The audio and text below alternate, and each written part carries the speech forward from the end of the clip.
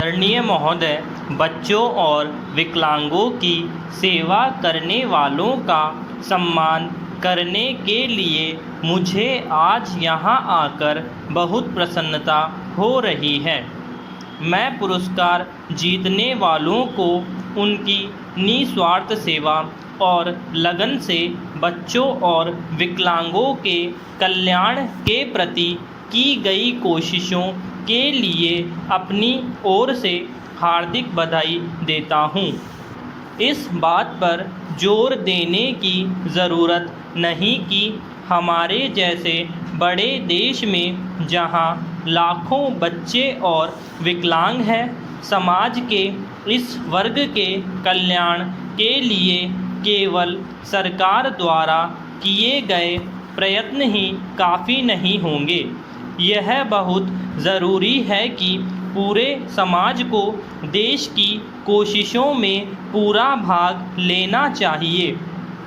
यह दान के तौर पर नहीं किया जाना चाहिए, बल्कि इसलिए कि यह हमारी जिम्मेदारी है कि आज के बच्चे अपनी शारीरिक कमजोरियों के बावजूद कल के जिम्मेदार नागरिक बन सके। इस संबंध में स्वयंसेवी संस्थाओं द्वारा निष्ठापूर्वक किए जा रहे काम की सराहना करनी होगी। यह सभी जानते हैं कि हमारा देश बच्चों के कल्याण में पूरी दिलचस्पी ले रहा है।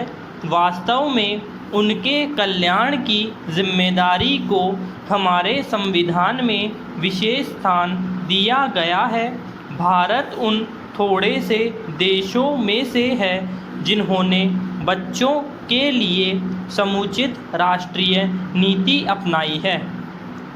राष्ट्रीय नीति यह घोषणा करती है कि बच्चे हमारी सबसे महत्वपूर्ण संपदा है, जिनका पालन पोषण और विकास राष्ट्र की जिम्मेदारी है।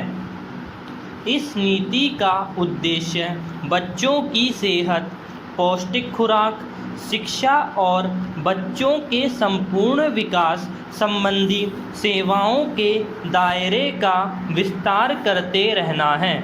ऐसी नीति बच्चों की गर्भावस्था तथा जन्मोपरांत के समय में पर्याप्त पौष्टिक आहार तथा स्वास्थ्य संबंधी देखभाल उपलब्ध करके बच्चों को विकलांग होने से बचाने में सहायता करता है।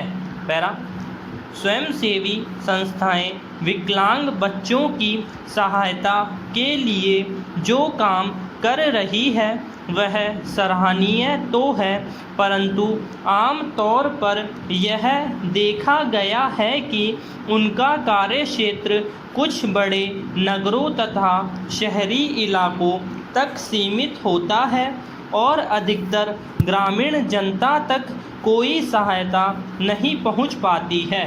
यह आश्चर्य की बात है कि विकलांगों की समस्याएं उनकी अपनी शारीरिक कमजोरियों से पैदा नहीं होती, जितनी विकलांगों के प्रति समाज के रवैये से होती है।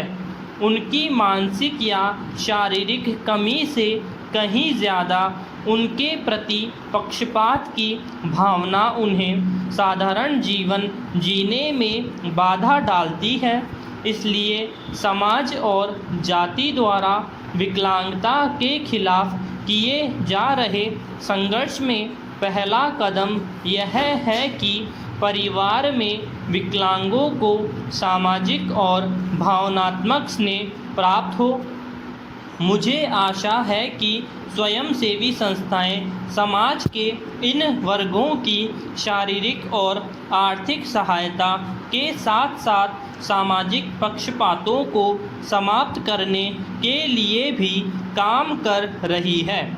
यह जानकर बहुत खुशी होती है कि बहुत से प्रसिद्ध सामाजिक कार्यकर्ता और स्वयंसेवी संस्थाएं इस सराहनीय काम में लगी हुई है और वह हमारे बच्चों और विकलांग भाइयों के प्रति प्रेम और सहानुभूति की भावना का जीता जागता उदाहरण है।